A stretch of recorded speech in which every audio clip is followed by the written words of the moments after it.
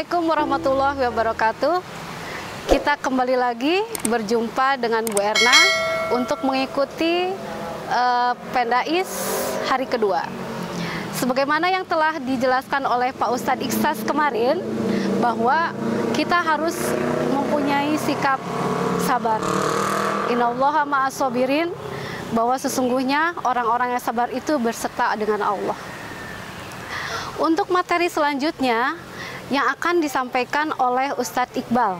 Ustadz Iqbal di sini akan menyampaikan satu ayat Al-Quran, kemudian anak-anakku sekalian bisa membacanya, nanti akan diarahkan bagaimana cara membacanya, kemudian cara menulisnya.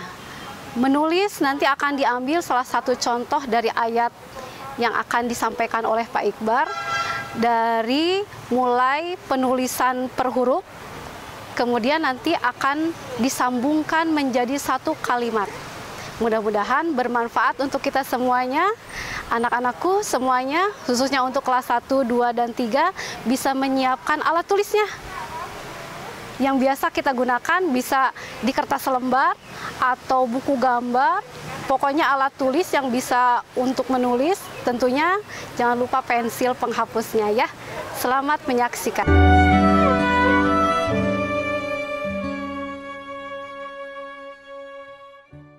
Bismillahirrahmanirrahim. Assalamualaikum warahmatullahi wabarakatuh. Alhamdulillah, anak-anak Bapak yang Bapak cintai, di hari ini kita bisa berjumpa kembali dalam acara Pendais, Pendidikan Dasar Agama Islam SD Istiqomah Bandung. Yang mudah-mudahan Bapak doakan keadaan kita semua senantiasa diberikan kesehatan oleh Allah Subhanahu wa Ta'ala. Amin ya Allah ya Rabbal Alamin. Anak-anakku yang Bapak cintai, dalam kesempatan yang berbahagia ini, Bapak ingin mencoba menyampaikan satu ayat di surah yang kedua, yaitu surah Al-Baqarah, dengan ayat yang ke-153 yang ada di depan Bapak, yang insya Allah Bapak akan membacakannya terlebih dahulu. Anak-anak bisa menyimak dengan baik, mendengarkan dengan baik, dan juga bisa melihat ayat yang akan Bapak bacakan. Kita awali terlebih dahulu dengan membacakan ta'awud dan juga basmalah.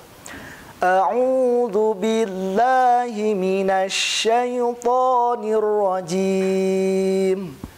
Bismillahirrahmanirrahim. Ya ayyuhalladzina amanu ista'inu bis-sabri was-salah. Innallaha ma'as-sabirin. Nah, ini merupakan bunyi dari surah Al-Baqarah, surah yang kedua, ayat ke-153. Nah, sekarang kita akan coba menerjemahkan dari ayat ini ya. Bisa diikuti nanti dalam hati. Bapak akan terjemahkan secara satu kata ya. Ya ayyuha, wahai alladzina, orang-orang, amanu, yang beriman. Nah, ini kalau digabung, wahai orang-orang yang beriman, ista'inu, mohonlah pertolongan kalian semua, bisabri, dengan sabar, wassalah, dan dengan salat. Nah, kalau digabungkan, mohonlah pertolongan kalian semua kepada Allah dengan sabar dan juga dengan salat. Innallaha, sesungguhnya Allah, ma'as-sabirin, beserta orang-orang yang sabar. Nah, kalau digabung, sesungguhnya Allah beserta orang-orang yang sabar. Nah, itu terjemah dari surah Al-Baqarah ayat 153. Jadi intinya, kita sebagai orang-orang yang beriman, ya, harus apa? Harus senantiasa memohon pertolongan Kepada siapa? Kepada Allah. Caranya bagaimana, Pak? Pertama, bisobri, dengan kita senantiasa sabar. Ya, apalagi dengan keadaan kita saat ini. Ya, kita harus senantiasa sabar. Kemudian wassalah, dan dengan kita sholat. Nah, pertanyaannya kenapa dengan sabar dan juga sholat? Nah, jawabannya innallaha ma'as sabirin. Karena Allah itu beserta orang-orang yang sabar. Dan juga kenapa dengan sholat? Ya, karena dengan sholat, ya, itu dapat menenteramkan hati kita. Jadi meskipun keadaan kita saat ini, di tengah gentingnya keadaan kita saat ini dengan mewabahnya virus corona, tapi kita sebagai orang yang beriman dituntut untuk senantiasa sabar menghadapi musibah yang sedang kita hadapi saat ini. Dan juga dengan sholat, insya Allah itu akan menenteramkan hati kita, sehingga kita akan terjaga dari wabah yang sedang merajalela saat ini. Oke, baik, itu anak-anak yang berbahagia. Nah, kita akan lanjutkan lagi untuk sesi selanjutnya. Nanti Bapak akan memberikan tugas kepada anak-anak untuk menuliskan 2 kata. Di sini ada sabar dan juga sholat di season selanjutnya. Oke, itu yang dapat Bapak sampaikan. Terima kasih.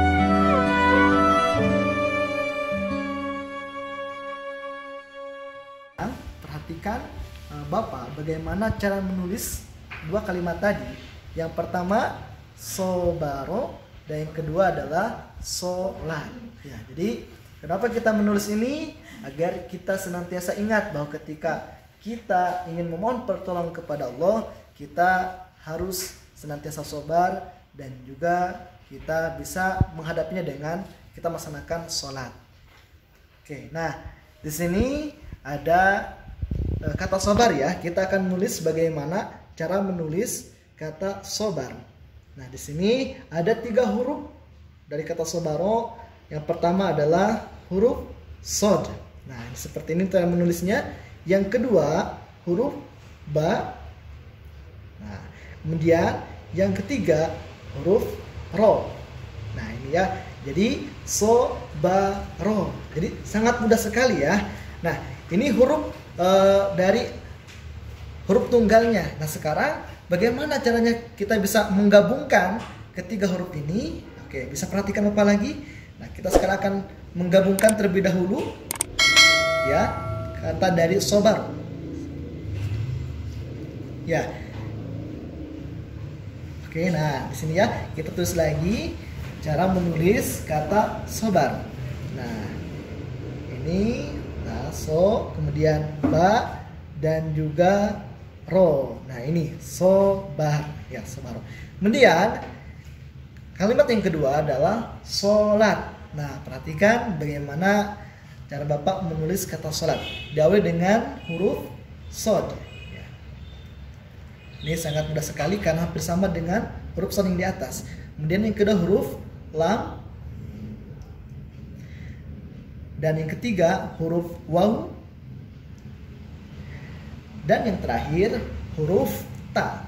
Tapi di sini namanya ta marbutoh ya, yang bentuknya ini bulat ya. Oke, nah sekarang dari kata atau huruf tunggal ini kita akan coba menggabungkannya menjadi satu kata, satu kalimat, itu sholat ya. Perhatikan Bapak. Nah, sodnya hampir sama ya kepalanya, kemudian ya lam, kemudian lagi wawu, dan terakhir adalah tak marbutohnya, dibaca menjadi sholat. Nah, itu cara menulis kalimat sobar dan juga sholat. Nanti anak-anak bisa mencoba di rumah menulis kata sobar dan sholat di kertas HVS ataupun di buku yang telah dipersiapkan. Oke, selamat mencoba ya. Dan nanti Bapak tunggu hasil kerjanya. Silakan dikirimkan ke wali kelasnya masing-masing. Oke, terima kasih. Anak-anakku yang berbahagia, alhamdulillah di sesi yang kedua ini kita sudah belajar bersama-sama bagaimana cara menulis 2 kata sobar dan sholat. Bapak yakin pasti karya kalian, tulisan kalian lebih baik, lebih bagus daripada Bapak. Nah, mudah-mudahan apa yang sudah kita pelajari dari tadi sesi yang pertama, kita belajar membaca surah Al-Baqarah ayat 153, kemudian dilanjutkan dengan menulis dua kata sholat dan sobar. Mudah-mudahan ini bermanfaat untuk anak-anak semuanya. Nah, kembali lagi di acara Pendais ini, mudah-mudahan kita bisa mengambil banyak manfaat dari materi-materi yang akan disampaikan oleh para ustadz di video yang selanjutnya. Kita akhiri perjumpaan kita pada hari ini dengan bersama-sama membacakan hamdalah. Alhamdulillahirabbil alamin. Sekian yang dapat Bapak sampaikan. Wassalamualaikum warahmatullahi wabarakatuh.